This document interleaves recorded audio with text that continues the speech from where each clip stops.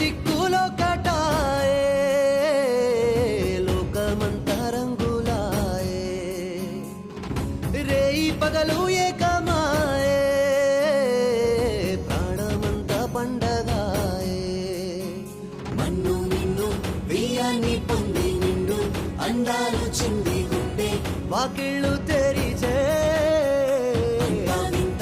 నిజమైతే ఎంత రుచిగా ఉంటుంది అంటే చూడే ముందున్న కథనే ఋతువులన్నీ పోతబోసి బ్రతుకు చీరనేచినట్టుగా రెండు దిక్కులో కటాయే లోకమంతా రంగులాయే రేయి పగలు ఏకమాయే ప్రాణమంతా పండగాయే. Ma'am phone.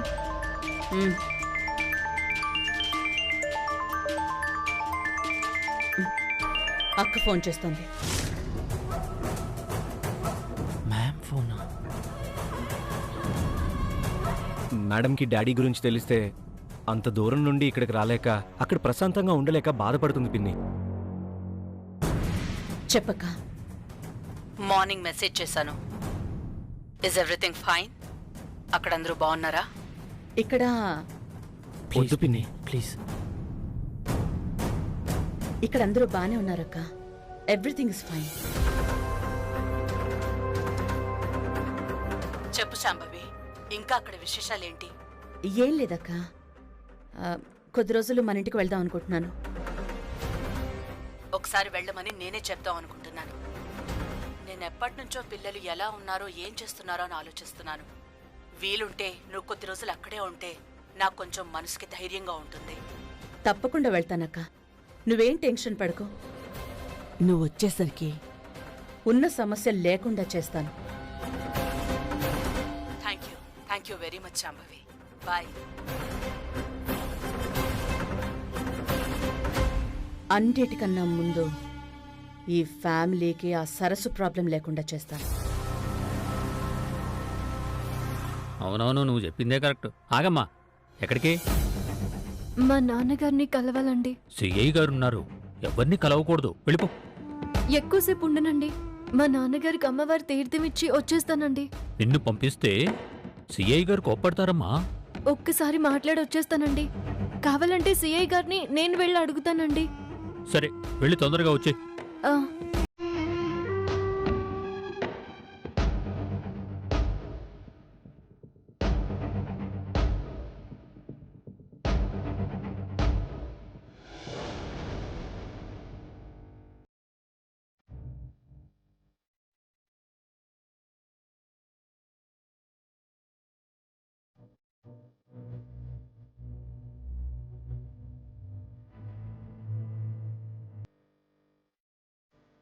నాన్న,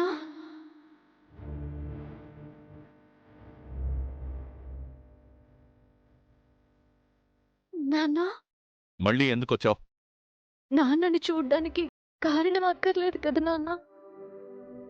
నాకు పెళ్ళయింది నాన్న.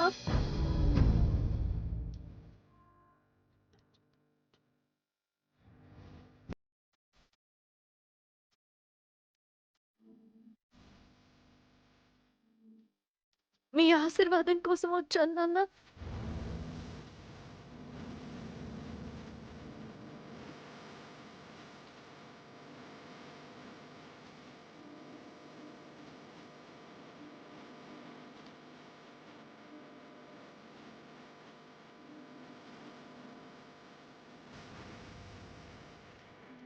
దీర్ఘ శుభంగలి బాబా.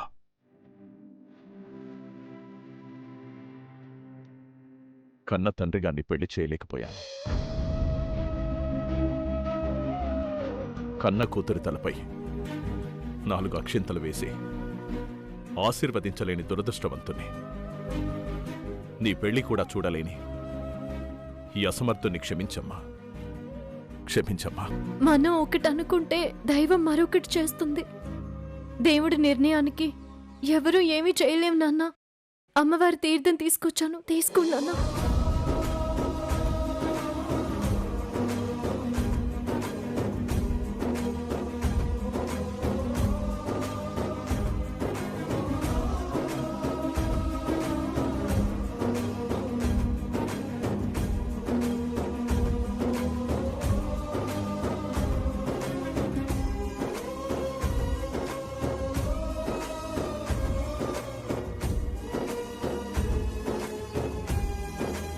ఈ అమ్మవారి బొట్టు పెట్టగానే పెద్దయ్య గారు కోలుకున్నారు.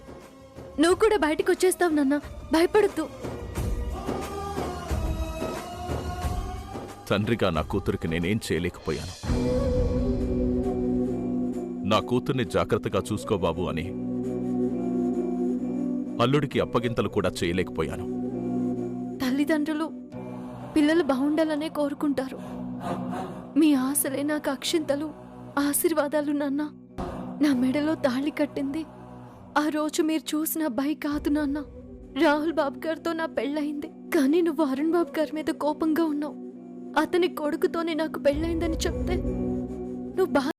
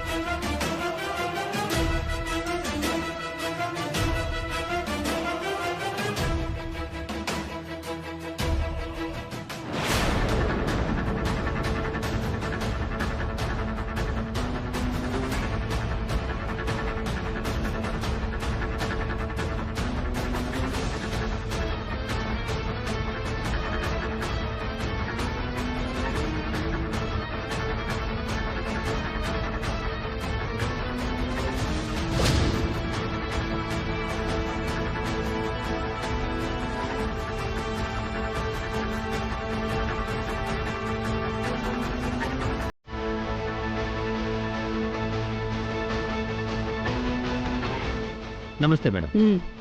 ఎవడు వాడు? వాడే మేడం.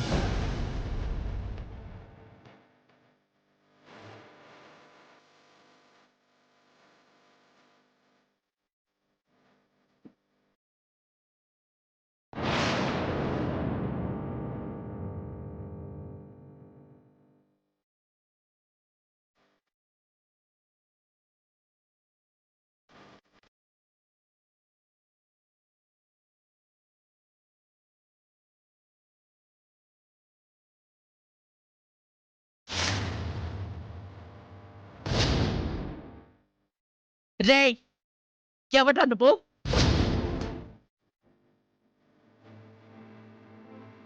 మా బావనే డబ్బు కోసం చంపాలని చూస్తావా? You idiot!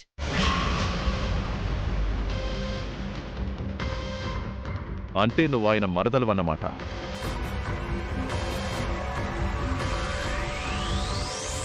మర్యాద లేకుండా రేగి అంటున్నావేంటి? రేయ్, నీలాంటి క్రిమినల్స్ కి మర్యాద ఏంట్రా రాస్కెల్? ఎవడ్రా నువ్వు?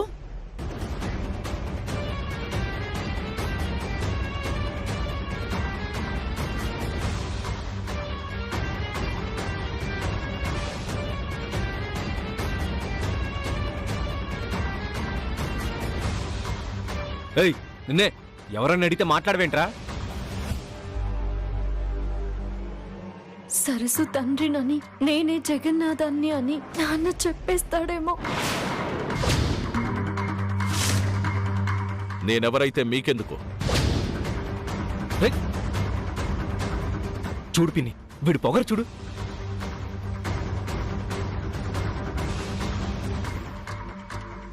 పొగరున్నది నాకు కాదు. పొగరు, అహంకారం, స్వార్థం అన్నీ మీ డబ్బున్న వాళ్లకే. ఏయ్! రేయ్, పిచ్చి పిచ్చిగా మాట్లాడేవంటే నాలుక కోసేస్తా. చెప్పాను కదా మీ డబ్బున్న వాళ్ళకి పొగరెక్కువని. డబ్బుతో ఏదైనా చేయగలం, ఎవరినైనా శాసించగలం అనుకునే అహంకారం ఇది.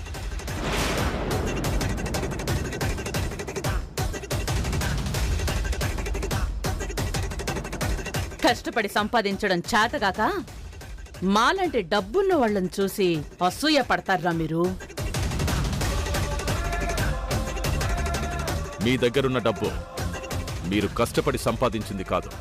మీ డబ్బు కట్టలు నాలాంటి పేదవాడి చెమట చుక్కలు.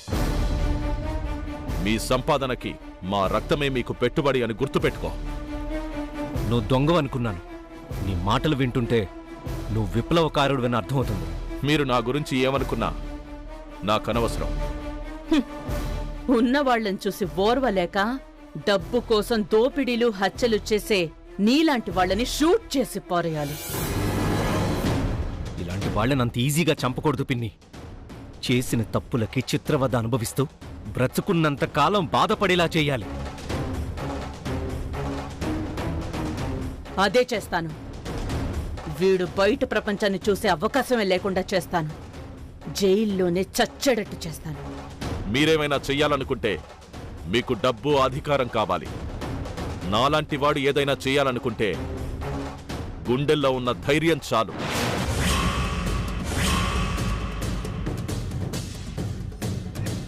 ఏంట్రా ఏంట్రా ధైర్యం గురించి మాట్లాడుతున్నావు? పోలీసులు నిన్ను అరెస్ట్ చేసి లోపలేశారు కాబట్టి బతికిపోయావు. లేకపోతే మా నాన్నను చంపాలనుకున్నందుకు నేనే నిన్ను చంపేసేవాణ్ణి. నమ్మి మోసపోయినవాడు, జీవితంలో ఓడిపోయినవాడు చావుకి భయపడ్డు, చంపడానికి కూడా భయపడ్డని తెలుసుకో. రాయ్ ఏంట్రా ఎక్కువ మాట్లాడుతున్నావు? రాహుల్,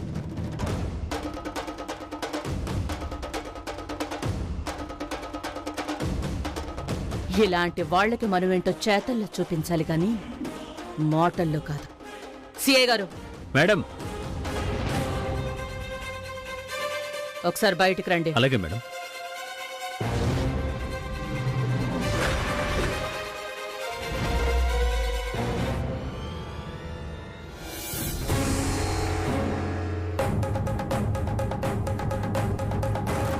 సిఐ గారు, వాడు మళ్ళీ బయటికి రాకూడదు. మా లాయర్ మీతో మాట్లాడతారు. సరే మేడం, మేమంతా చూసుకుంటాం. మీరేమీ టెన్షన్ పడకండి.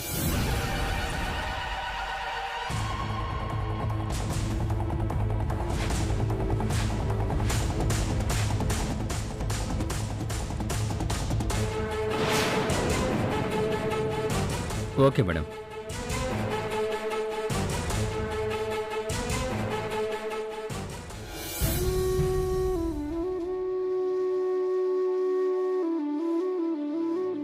కన్న కొడుకులో చూసుకోవాల్సిన నా భర్త మా నాన్నని బెదిరిస్తున్నాడు.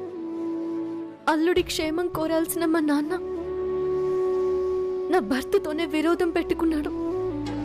నా భర్తకి ఎలా నిజం చెప్పాలో, నాన్నని ఎలా విడిపించుకోవాలో తెలియడం లేదు.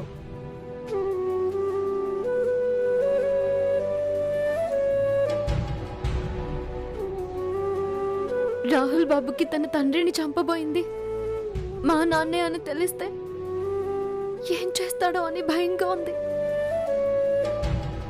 రాహుల్ బాబు నుంచి మా నాన్నని, మా నాన్న నుంచి రాహుల్ బాబుని ఎలా రక్షించుకోవాలి? నేనేం చేయాలి?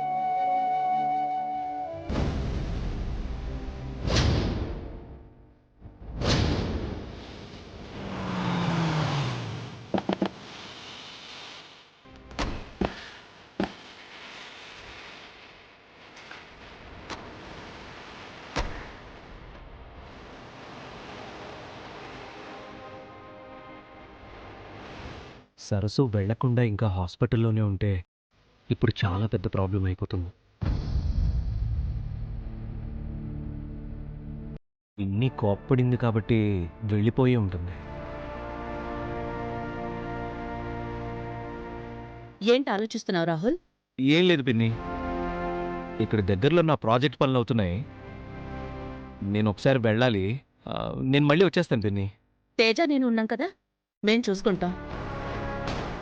నువ్వేం టెన్షన్ పడకుండా వెళ్ళిరా. థ్యాంక్స్ పిన్ని. రాహుల్, ఆ? మీ డాడీ సరస్సుకి హెల్ప్ చేయడానికే వచ్చాడని మీరు చెప్పారు.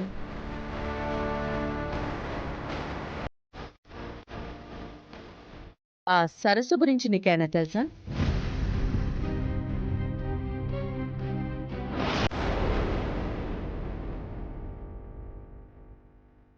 సరస్సు నువ్వెప్పుడైనా చూసావా?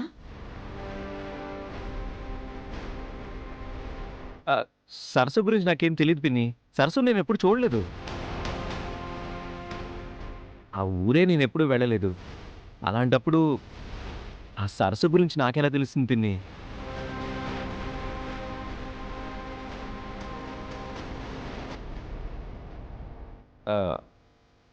అసలు ఆ సరస్సు గురించి ఎందుకు అడుగుతున్నావు పిన్ని? ఒక్కసారి దాన్ని నేను చూడాలి.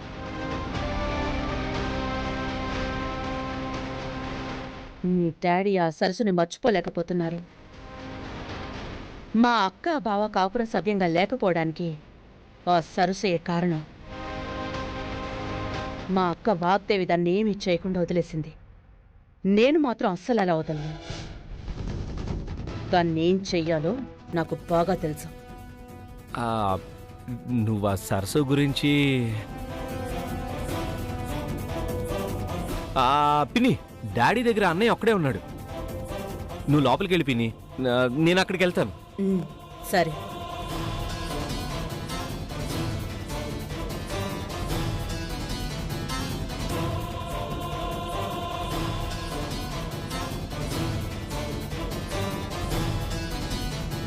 సరస్సు ఏంటి? రా. రాహుల్ బాబు, ఏమైంది రాహుల్ బాబు?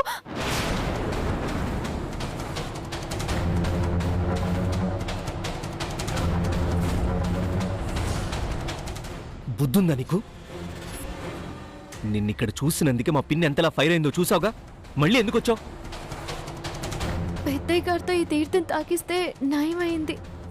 అరుణ్ బాబు గారికి కూడా ఈ తీర్థం ఇస్తే త్వరగా కోలుకుంటారని, అందుకే తీర్థం ఇవ్వడానికి ఇక్కడికి వచ్చాను. ఇచ్చేసి వస్తాను. చెప్తే నీకు అర్థం కాదా? నీకేమైనా మెంటలా? నువ్వెవరో తెలియకుండానే అంత గొడవ చేసింది. నువ్వే సరస్సు అని తెలిస్తే ఏమవుతుందో తెలుసా? 4 తిట్టో కొట్టో వదలదు. వార్నింగ్ ఇవ్వకుండానే డిసిషన్ తీసుకుంటుంది. మా పిన్ని మా అమ్మ కన్నా డేంజర్. అవసరమైతే ప్రాణాలు తీయడానికి కూడా వెనకాడదు. అర్థమైందా? అది నేను. నువ్వు మాట్లాడుకో. నువ్వు మా డాడీకి హెల్ప్ చేయడానికి వచ్చినట్లేదు, నన్ను ప్రాబ్లంలో ఇరికించడానికి వచ్చినట్టుంది. అయినా ఇదిగో, చదువు లేకపోతే ఇలాగే మూర్ఖత్వంగా బిహేవ్ చేస్తారు. అంటే చదువు లేని వాళ్ళు మనుషులు కారు రాహుల్ బాబు. చదువు లేనంత మాత్రాన మనసు ప్రేమ లాంటివేమీ లేవనుకుంటున్నారా?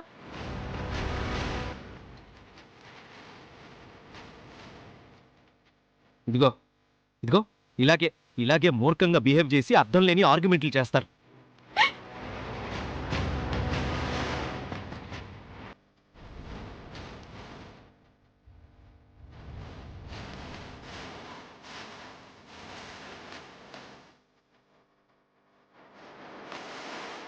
చూడు, అనుకోని పరిస్థితుల్లో నీ మెడలో నేను తాళి కట్టాల్సి వచ్చింది. తెలుసో తెలియకో ఇప్పుడు నీ జీవితం నా జీవితంతో ముడిపడి ఉంది.